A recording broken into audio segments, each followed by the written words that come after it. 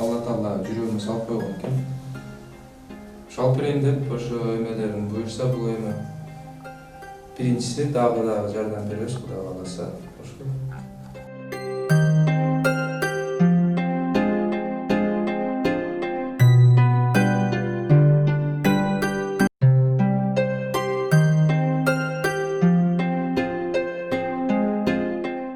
Ana buyursa şu çomatanın bölmesine gilem 18.000 so'mlik gilem.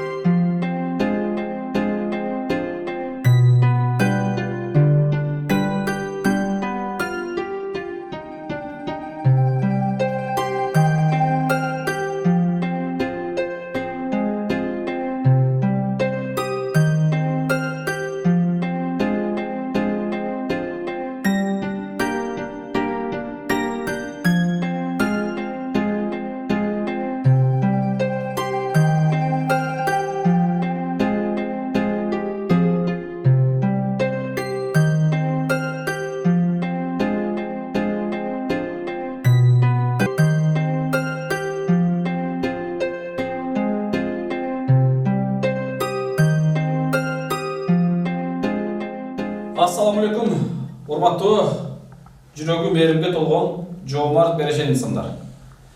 Биздин Ак Ниет Аманат коомдук фондунун Жалал Абад жеринен салып аткан муктаждар комплексинде күн санап сонун жаңылыктар болот. Көрүп атасыздар анын баардыгын.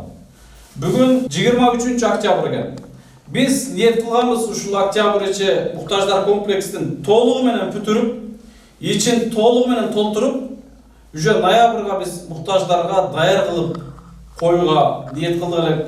Ошонун үстүндө аракеттердин үстүндө иштеп аттык элек. Албетте баардыгы Алла Тааланын буйругу менен экен. Ушунчалыгына да Кудайга шүгүр. Ушунчалыгына да Кудайга шүгүр. Мына ушул октябрдын ортолорунда, аяктарында почти муктаждар комплексинин ички толук отделкасы бүтүп калды. Кудайга шүгүрлөр болсун. Биз азыр сырткы травертине киришип, сыртында травертин жумуштары жасалып атат. Эртең Кудай бурса травертин жумушу бүтүп калса, Кудай кааласа бир 10 күн, бир 2 жуманын ичинде толук бүтөбүз деген. Ал аралыкта оштон стяжка коюп бере турган, домдордун ичине стяжка коя турган атайын ушундай бир фирма бар экен. Ошолор келип бүт эшигин алды стяжкасын биз жардам кылып коюп беребиз деди. Алдыда жумуштар көп, бирок көп инсандар кайра сурап атышат. Баягындай муктаждар комплекси бүттүбү, биз ошондо эч нерсесинен себепкер болбой калдыкпы деген суроолорду берип атышат. Урматтуу мекендештер, муктаждар комплекси бүт элек. Кызуу иш жүрүп атат. Ички отделкасы бүтсө эле бүттү деп ойлобоңуздар. Мына көрүп атасыздар, электромонтаждары, люстралары, ичин толтуруу жумуштары бул бүт элек. Сыртындагы үч очоктору бар, банялардын кафелдери бүт элек. Ошол эле мына алып аткан материалдарыбыздан береселерибиз толук берилет. 8 үй бүлөнүн жалпы комнатасы 16 комнатанын ичин толтуруш керек. Айнек пардан жарымы алыш керек. Гилеп баласы, ар бир комнатага биз бирден телевизор, бирден холодильник, анан кухня мебелдерин коебуз дегенбиз. Мына ушуларга дагы деле жакшылыкта жарышсаңыздар болот. Мен сөзүмдү кыскара кылайын, урматтуу мекендештер. Биз муктаждар комплексинин эң сыйлуу бөлмөсүндө турабыз. Эң сыйлуу бөлмөсүндө чоң атабыз жашайт. 91 жаштагы бетон гаражда жашаган Раджап Ажы чоң атабыз жашайт. Мына ушул Ажынын чоң атабыздын дубасын көп инсандар алып калайын. Ушул чоң атабыздын үйүнө көп инсандар себепкер болуп калайын деп ушунчалык жакшылыктарда жарышты. Ушул чоң атанын себеби менен ушул муктаждар комплекси алдыга чыгып кетти. Ушул комплекстин башталышына да бир себепкер ушул чоң ата. Ушул жерде 8 үй бүлө, чоң атадан башка 7 үй бүлө жашаган болсо, ошол 7 үй бүлөнүн үйлүү болушуна мен эмес, эл эмес, эң биринчи себепкер ошол чоң ата себепкер болгон, иншалла. Анан калганына Алла Таалам сиздерге окшогон, мына жанында турган агабызга окшогон, жүрөгү мээримдүү жоомарт инсандарды жөнөтүп отуруп, ошол сиздердин ортоңуздарда бизди көпүрө кылып отуруп, мына жаркырап хан сарайыбыз бүтүп калды. Урматтуу мекендештер, бүгүн сонун жаңылык бар. Атайы өзгөндөн келип, Өзү телефондо эле сүйлөштүк элек. Мен жумуштарым көп эле бара албайт элем. Ошо акчасын эле салып берсем, өзүң эле алып барып койсоң жакшы болот эле деген деди эле. Мен суранып отуруп, келсеңиз кошо комплексти көрүп, ушунча ишибизде бир баш багып, сизге да биз жумуштарыбызды көргөзүп, маалымат көргөзөт эле, келип эле өзүңүз менен кошо тандайлы деп суранып, мына Кудай буйруса бүгүн насип экен кечки саат ровно 6-дан 10 өткөндө, ровно 6-да Жалал Абадта болуп калды. 6-дан 10 өткөндө биз мынакей ушул килем саткан эменин алдына барып калдык Кудай буйруса. Мен ойлогом бул килемдерди кандай жалык кымбат килем албайбызго деп ойлогом. Бирок Дилмурат агабыз ушул чоң атанын үйүнө жакшы калың килемдерди алайлы эмедер дегенден мына азыр ушундай килемдер алынып калды. Элмурат ага менен бүгүн мен алгачкы көрүшүм, кечиресиздер. Элмурат агабыз бизди интернеттен көрүп жүргөн экен, чоң атабыз боюнча маалыматы бар экен. Мына азыр муктаждар комплексине чынын айтканда мына бир эле зал бөлмөсүнө эле 18 000 сомдук килем алып берди. Алла разы болсун Элмурат ага, сизди азыр көптөгөн элибиз көрүп атат. Эфирге түшпөйм деп бир нече багында качканга аракет кылдыңыз, мен зордо отуруп түшүргөн аракет кылып мажбур кылдым. Себеби Элмурат ага мен кече телефондо сүйлөштүм элем го. Сиз бир үй бүлөнүн, бир инсандын муктаждыгына себепкер болоюн деп атасыз, иншалла. Кудай бурса себепкер болдуңуз мынакей. Жалпысынан 22 500 сомдук килем алып бердиңиз. Бирок сизди көрүп, эртең сизди көрүп, жок эле дегенде бир 10 инсан, 10 000 адам көргөн болсо, 10 000 адамдын ичинен 10 эле адам сезимдер ойгонуп, ушул муктаждар комплексинин ичин толтурууга жардам берип калса, иншалла, ошолор Аллахтан канча соопка эгедер болгон болсо, ушул муктаждарга жардам берет. Мына сиз дагы ошолордун канча соопка эгедер болсо, сиз дагы так ошончо ээ болот экенсиз да. Ошондуктан мен сизди сурандым, мажбур кылдым, себеби башка инсандар көрүп, үлгү алсын сиздерге окшогон инсандардан депчи. Кантип эле мына жолуктук, жөпжөнөк эле инсан экенсиз. Эми катардагы эле инсан экенсиз көрүнүп турат. Баягындай бизге бир чоң жумушта иштеген, же бир чиновник жана башка бизнесмен, кыйын күчтүүлөр деле жүргөндөр бар арабызда, бирок ошолор келип мындай килем эмес, бул жерге бир кирпич да салып кошо алган инсандар бар да.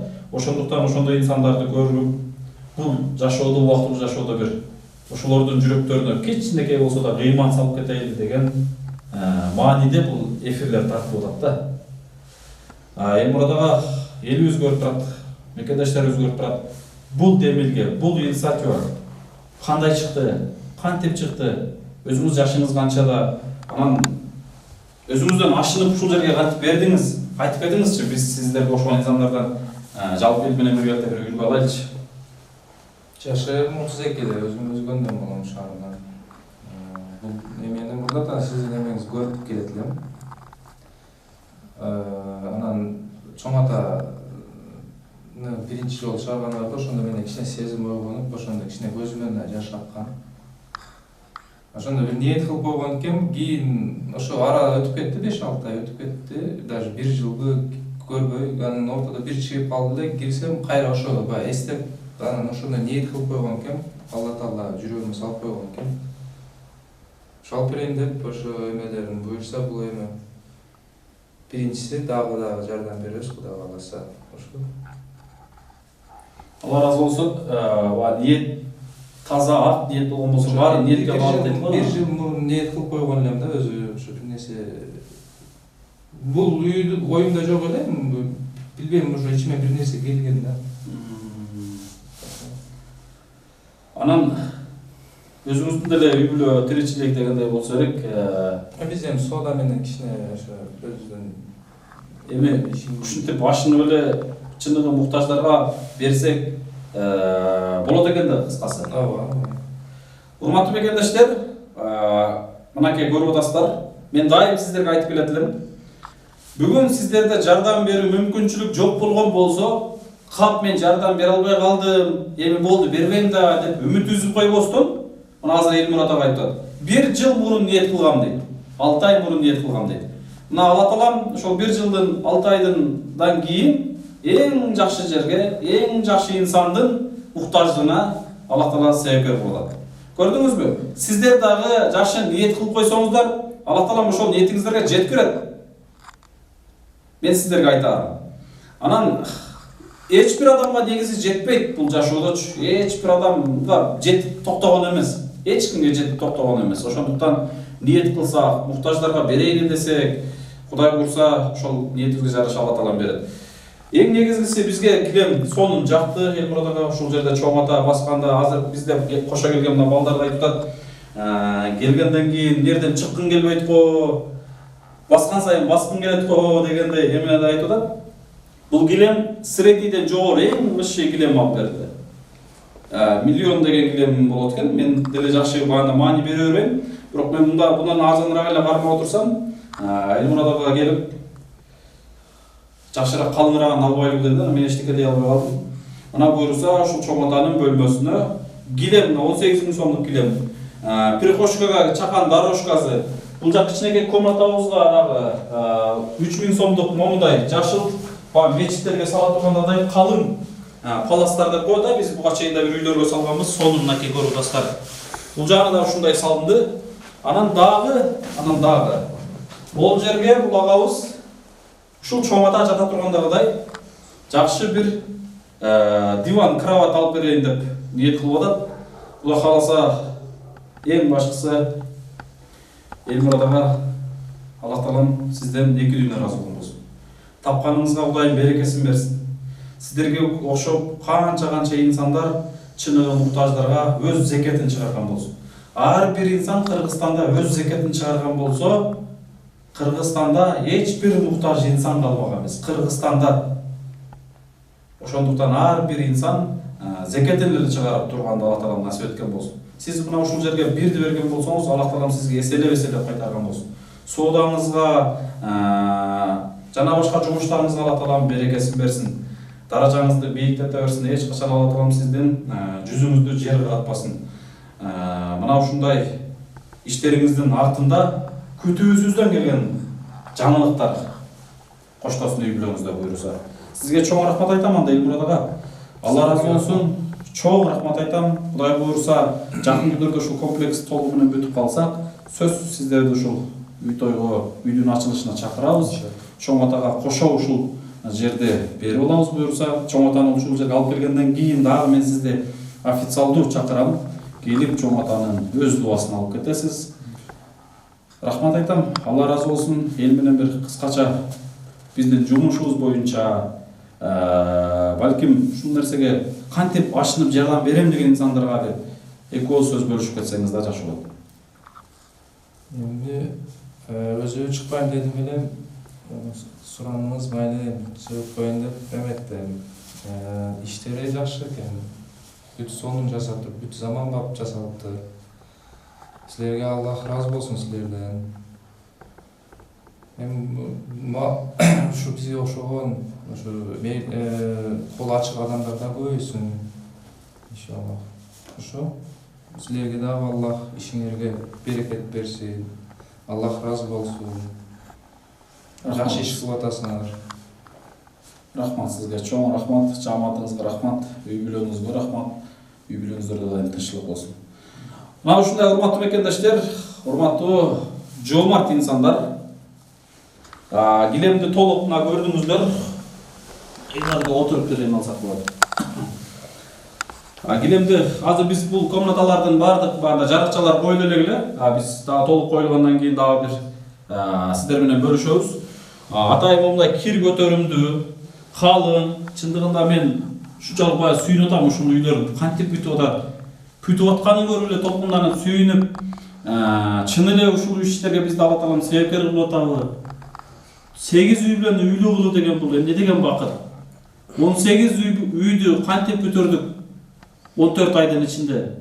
Чын эле ушул нерсе болуп атабы деп чындыгында күндө келип, бандай өзүм ишенбей аткан учурлар болуп атат. Бул бакытты, бул кубанычты мен сиздер менен сөзүм менен бөлүшө албайм.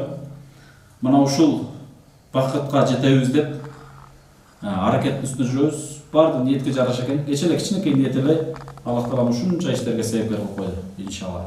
Урматтуу мекендештер, Урматтуу бир туугандар, дагы да мен сиздерге кайрылам, чакырам. Элмурат агабыздын видеого тартып атканыбыздын себеби бир, ушул элибиз көрүп, үлгү алып, ушул иштер көп болсо, мына ушул үйлөрдү кышка чейин ээлерине тапшырып алсак деп аракеттебиз. Сиздерге кайрылып кетем. Үйдүн ичинде толук толтурушубуз керек. 8 үй бүлөгө 8 гарнитур, 8 үй бүлөгө 8 телевизор, 8 холодильник. Идиш аяктары баардыгы чечилген. Ичин толтуруу. Эми пустой эле тапшырып койсоң деле болот. Мен баштан ниет кылгам, толук толтуруп, 2 сыйра эле, 1 сыйра эле кийим менен келип жашай тургандай кылабыз дегем. Ошол боюнча иш кетип атат. Кудайга шүгүрлөр болсун. Мына ушунун аягына чыгабыз. Биз негизгиси азыр чоң атанын бөлмөсүн почти бүтүп калдык. Эртең айнек пардаларды илип, люстраларды кадап алган болсок, электрик токторду киргизип алган болсок, чоң атаны жакын күндөрдө алып келебиз. Бизде баягындай урушуп, баягындай жаман сөз жазбай туруңуздар, сураныч баардыгы убак сааты менен болот экен. Сабырдуулукка жакын болуп туралы.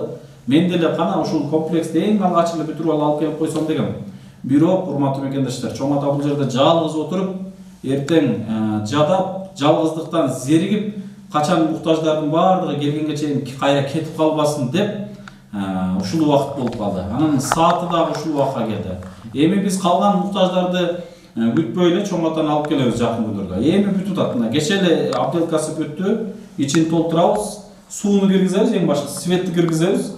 Анан эртең могул жерге диван алган болсок, болду, телевизорун, холодильник, гарнитурун алып, чоң атаны алып келебиз. Кичине сабыр кылып, урушпай туруңуздар. Күндө жазып атканыңыздарды көрүп атам. Мен деле каалап атам чоң атаны эртерээк ушул жерге келип жашасын. Жашоосун.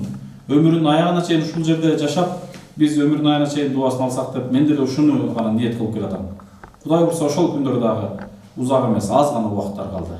Кичине сабыр кылып койсок, чоң атаны алып келебиз иншалла. Баарыңыздарга чоң рахмат. Алла разы болсун. Анан бул жерге деген эртең келгенде көп инсандар келет, көп адамдар келет. Келгенде бир жашынакай, бүтпөгөн үйгө алып келип алыптыр дебестен, кичине бир окшоштуруп туруп, үйгө окшоштуруп, анан алып келели деп ниет кылып аттык элек. Мына ушундай достор, туугандар, албетте баарын туура түшүнүңүздөр, туура кабыл алыңыздар. Тынч болуңуздар, аман болуңуздар. Дагы да алдыда жумуштарга сунуш суроолор болгон болсо, экран алдына бүт номерлер, реквизиттер коюлат. Урматтуу мекендештер, мен дагы акыркы жолу сиздерге бандай сөзүмдү кайталап кетейин. Жардам берүүгө бүгүн мүмкүнчүлүк жок болгон болсо, урматтуу мекендештер, ниет кылып коюңуздар. Аллахтан жалбарып сураңыздар. О Аллахым, мени дагы ушул жердеги муктаждар үйүнө жок дегенде 1 килограмм мыгына себепкер кыла көр. О Аллахым, мени дагы ушул жерде муктаждардын жок дегенде дубасын алууга себепкер кыла көр.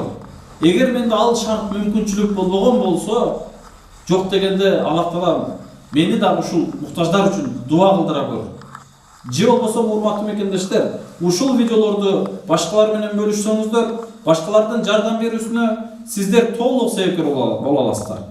Мен туура түшүнүп турам. Бүгүн абал оор, шарт оор, момундай абал болуп турат. Бирок ошентсе дагы көгөрүп отуруп ушул ишти аягына чыгарып алдык, бүтүп алдык. Кемеге түшкөндүн жаны бир дейт го, бири келип аягына чыгайлы деп мен сиздерге кайрылып атам. Жок дегенде дуа кылып коюңуздар, ниет кылып коюңуздар. Ушул видеолорду башкалар менен бөлүшүп коюңуздар. Бул дагы биз үчүн чоң жардам иншалла. Рахмат барыңыздарга. Тынч болуңуздар. Ассаламу алейкум. Элмурат ага, сизге да чоң рахмат. Алла разы болсун. Дайым бизге көп келип туруңуз, Дайым келип туруңуз. Кудай калса чоң атаны алып келер замат мен сизди чакырам.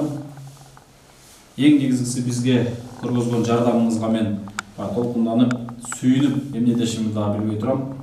Сизге чоң ыраазычылыгыбызды билдиребиз. Алла разы болсун. Чоң рахмат. Дагы бир сенеши. Жакшы кол болгон курдуларын берип